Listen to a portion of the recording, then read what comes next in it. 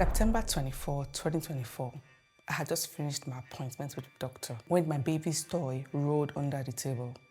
As I bent down to pick up the toy, I just realized suddenly I couldn't get back on my feet. I felt this sharp pain go through my right hip. It was as if the joint had dislocated out of its socket. I screamed for help. The nurse was just outside, and then she rushed in to see me, and I was like, can you help me up? And she just said, am I okay? You know, the usual checks. And she was like, am I okay? Am I okay? Are you okay? And I was like, I just need help up. I can't stand up on my own. And she pulled me up, and they did all their usual checks, checked my blood pressure, checked everything they could check, you know, within that short period of time. And thankfully, everything came back fine. So I was declared okay physically. And you know what? On my way back home, I replayed this thing in my head. And I said to myself, this thing looks so familiar. I have seen this thing before. And then it hit me that this was exactly how my mom was. You know, she had joint problems. There were times where just changing positions, she would usually need help. Her knees would usually give way, you know. And then I just said, you know what, maybe it's genetic, you know. Your mom had knee problems, so you would probably have knee problems, you know. Those things can run in the family. Or you know what, it could be hormonal. I mean, you've just had a baby. Pregnancy hormones, they make the joints lax, so it could explain it. I mean, you should know better, you're in the system, so this shouldn't be new to you. And then it hits me that this is exactly how excuses come in. They are logical, they are very convincing, and we make them unconsciously. We dress them up as realities. We tell ourselves this is the truth of what's going on. But deep down, we know that these are just stories we tell ourselves to settle instead of questioning. That day, I got home, I looked at myself in the mirror and I was like, what's going on? What exactly is going on? Like, are you going to add joint problems to the barrage of issues you're dealing with right now? What happened to all your passions? What are you going to do with them? Your big dreams? You know, those hobbies you liked, those things you loved. Joint pains now? How old are you? But that's the thing with losing yourself, you know. It doesn't happen in one big moment. It just creeps in gradually. It comes in slowly. It starts with the small things. Things like choosing clothes that are practical rather than the clothes that you actually feel beautiful in. You say things like, oh, I'm choosing convenience over confidence. Or things like, who's looking at me anyways? It doesn't really matter. But deep down, you know it does. Then you start thinking about other things like the family, the kids, childcare, holidays coming, who's going to look after the kids? I need to book annual leave. What does the school calendar say? Even your annual leave that's supposed to be for you, you start booking it around other things, around the kids' schedule. And before you realize it, you just notice that your hobbies, your dreams, your passions, everything, your health, everything about you takes a back seat because you're busy worrying about everybody else. You're busy thinking about and fixing every other thing but you. So let me give you an example of a personal experience. So for quite a while, I was very active on my social media pages. I mean, I had a fairly decent audience that I genuinely enjoyed sharing stuff with. For those that know me really well, they would know that Ayo is someone that likes to share stuff on social media. I mean, I look back at my Facebook memories, those are my best posts, to be honest. I go back to my old Instagram posts and I read some of the stuff I posted there. And I'm like, God, I had bars for days. I do think I have a very unique way of connecting with my audience, which I actually enjoy doing, you know. But in the last 3-4 years, or in the last 2 to 3 years, I just realized that that part of me had really dwindled. It had really taken a back seat. I mean, I was uploading 1 post a year, like that. And 2 posts a year. 2024, I think I uploaded only once. 2023, I uploaded only twice. And I'm like, but to be honest, adulthood was happening to me. I was experiencing the real definition of adulthood. I was fighting for my life. I was fighting for my health. I was fighting for my home. Life was not taking everything. I was experiencing major life-changing events. Back to back. I didn't have any breathing space at all. But that's the truth about life. Everybody at some point would experience something that causes them to actually take a back seat and just watch. But oftentimes, a lot of times, these things can get so overwhelming and then they drag us into a hole of no return. So the most important thing is we have to realize when we are getting to that point. One major life-changing event for me, I would say, was migration. And the thing with migration is, from the outside, it always looks very glamorous, People imagine new opportunities, fresh starts. What could go wrong? Nothing could actually go wrong, They want you to come online, share your one-way ticket to Germany, one-way ticket to England, goodbye Nigeria, the evil you have done is enough, those common posts we see on Twitter. I'm not on Twitter, by the way, but I'm quite active on Instagram, so I see it on Instagram. They want you to raise your glass, share Shola Shobowale's post. It's a new dispensation, come online. I bought my house and my car in 2 years, blah, blah, blah. And yes, it's a new dispensation, but it's not in the glossy way it's usually packaged online. Because everything you've ever known and every sense of self you once had is about to be questioned. Your confidence, your sense of identity, your independence, and even your skin color is going to be questioned. And you realize that at some point your child might even come home from school and say, "Mommy, why is my skin darker than other students in my class? Mommy, why is my hair short? Why don't I have long hair like other classmates?"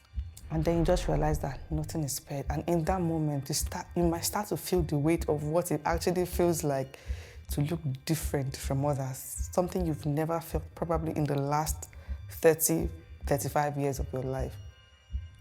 And then there's loneliness. And you see, with loneliness, the isolation that comes with loneliness, I'm not even going to talk about that now because that's a different kettle of fish.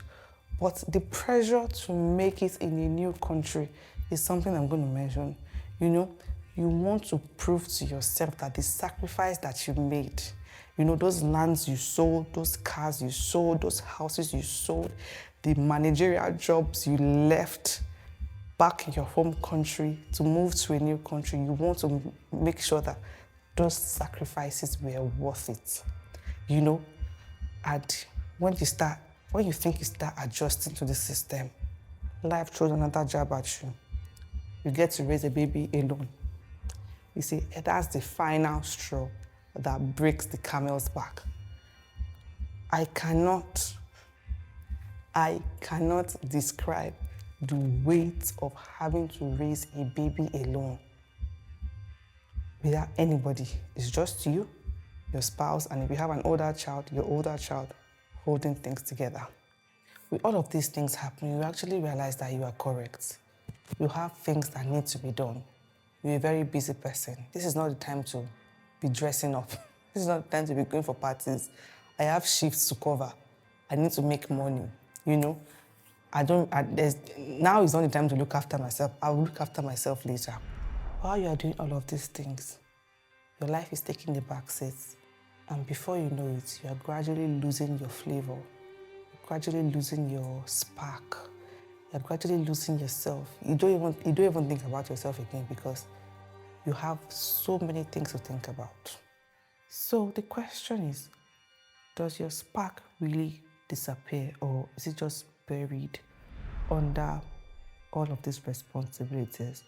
Personally, I'm inclined to go with the later option where, it's just buried somewhere. It's just waiting for you to notice it one day.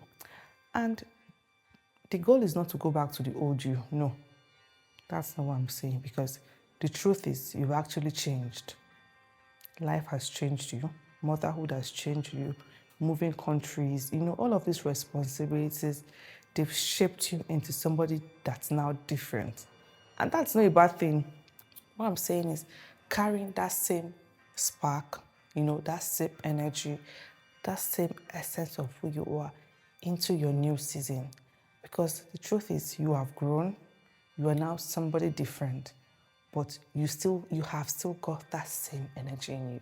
And this is so important, not only for you, but for the kids as well. When they see how mommy lights up doing what she really loves, you're unconsciously teaching them balance.